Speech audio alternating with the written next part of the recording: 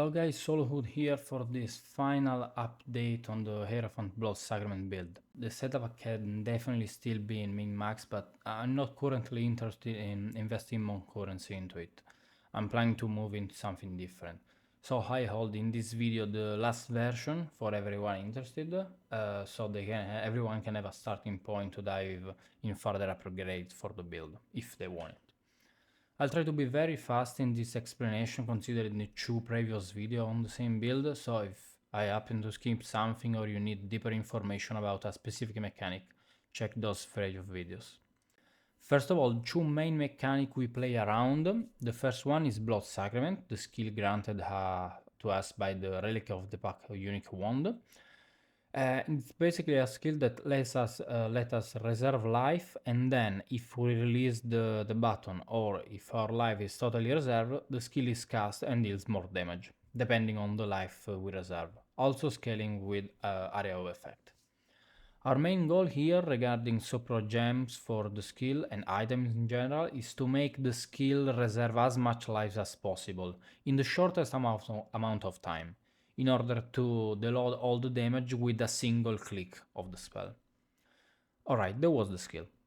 The other main mechanic we used and play around are the shrines. In particular, to boost the effect of the shrines we take during maps, we use the Goal, Helmet and the Blunderboard Astral Plate. We'll go deeper into those items later. Let's talk about Ascendancy and Passive Tree. As you can see, we are playing as a Templar and our Ascendancy is Hierophant. Let's go through the Ascendancy choice. First of all, we gain the minimum endurance charge and power charge, so we boost our crit chance and defenses. Then we go for Arcane Surge. We can keep it permanently since we gain on each spell. And it also adds area of effect while we have Arcane Surge. Very, very handy during marking. The final 2 points go into Divine Guidance, which enhance our mana and give us Transfiguration of Mind. Now, some of you are probably wondering why we take this, considering we have no mana. First of all, there's nothing more useful than this to spend our Ascendancy points on. Second, the increase and reduction maximum mana modifier that apply to at 30% to our damage is calculated before our mana goes to 0. So we actually get a small damage boost from this node here, even if it's very small. In the passive tree, we take every life mastery node, because the more life we have, the better the build works. And we also take a lot of block mastery to easily reach the maximum block chance, around 78% for both attack and spell damage. We use Pain Attunement. The 30% more spell damage is permanent, since when we are using Blood Sacrament, we are always on low life. And we also take Dissolution of the Flesh, the unique jewel. Beyond simply gaining the 30% more life, we get the benefit that every hit by mobs reserve life instead of instantly remove it from our life pool. Now, we also use a large cluster jewel in this setup with Force Multiplier, Iron Breaker and Master the Fundamentals. This is the correct order so that Master of Fundamental ends up on the opposite side on the large cluster, letting us take both Force Multiplier and Iron Breaker.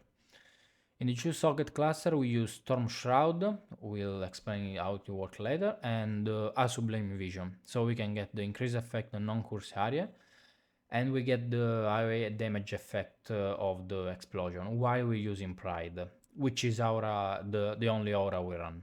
Very, very good for clear. The other key uniques are the Forbidden Flesh and the Forbidden Flame, which give us access to Harmony of Purpose, an Ascendancy node from the Guardian Ascendancy, and it basically gives us a random shrine buff every 10 seconds, which is insanely useful, especially for boss fights where we cannot take shrine from the ground. For our final rare jewel, we want to boost critical strike multiplier, life, and eventually you can also try to get some more critical strike multiplier for spell damage if possible. So now onto the gear. The first two pieces we already talked about, the gold and the Blunderbore Astral Plate. These give us the Lesser Brute Shrine and the Lesser Massive Shrine, plus the Shrine effects buff in general. Massive synergy for us. So let's continue with the unique. The Entropic Devastation Gloves, which give us Impale on critical spell, the Impale effect, which increases our damage on repeated hits. That's in a nutshell how Impale the buff works. Raptive Globe gives us life, crit chance, and spell damage, scaling with the maximum life. Super useful for us since the very high health we have. The Untouched Soul Amulet, which can grant life per MP red socket. So we leave many, as you can see, many MP red socket for scaling this the life. And try to get as many white socket as you need to cap resistances. I personally just take 2 white socket and then cap resistances with a Bismuth Flag, with I think is the easiest setup to cap resistances. Now, the only 3 rare pieces of item are belt, boots, and ring. The key challenge here is meeting the strength requirement for the Astral Plate. I think the easiest way to balance those 3 rare items is starting taking the belt. So first of all, choose a Stygian Vice for the I choose a Stygian Vice for the Abyss Jewel slot. And you need to look for, and we'll talk about later why the Abyss Jewel is so important for us. So I suggest to look for strength and life, ideally with an open suffix, so we can craft cooldown recovery, which is very useful for delivering damage with Blood Sacrament more often, and an open prefix. Now, the way we want to half craft this belt, I would say half craft because actually we need to buy a specific bay we need. It's trying to look for a belt which have 2 prefixes and 1 open prefix, and as suffix strength and whatever you are able to find. Chaos resistance eventually would be the best choice. Then we look for the cooldown recovery rate from the crafting bench. So we craft ourselves this cooldown recovery rate, and then we slam an Hunter Exalted Orb on the belt in order to try to get the increased maximum life.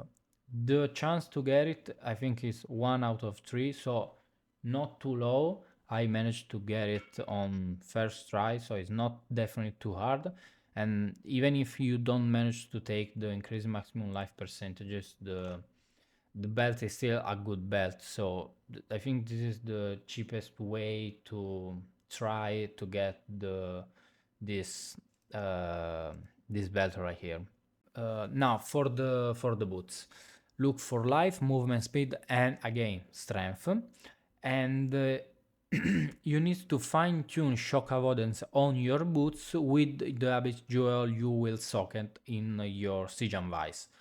The idea is to get 100% avoid shock avoidance, so the Storm Shroud allocated in our passive tree can allow us to get the all elemental ailments immunity just by capping the shock avoidance. Now, once belt and boots are handled, ring it's very easy to shop. We want life, strength, ideally elemental resistance and chaos resistance. But if we manage to get a good amount of strength for belt and boots, we can lower the amount of strength we need to look for on our ring. So it's easier to get stats, useful stats like life, elemental resistance, and chaos resistance if possible. Now, into the Flask setup, I used a Bismuth Flask to cap elemental resistance, a replica Witch Fire for the vulnerability curse, so enemy take more physical damage, the Runic Concussion to cap our block chance, and an Amethyst Flask to try to get an high amount of chaos resistances, even if as you can see, it's very hard to cap chaos resistances. And finally a Quicksilver so you get the movement speed, and also on one of these flags, actually I have it on the Quicksilver, we need immunity to bleed and corrupted blood. This is very important because bleeding is the only like debuff which can totally break our build, because bleeding will start reserve our life and we will not able to cast Blood Sacrament. Now onto the Pantheon choices. The Soul of Aberrath, not for the Ignite, we are immune to Ignite thanks to the Storm Shot, but for the Burning Ground, which is a separate type of Ignite debuff.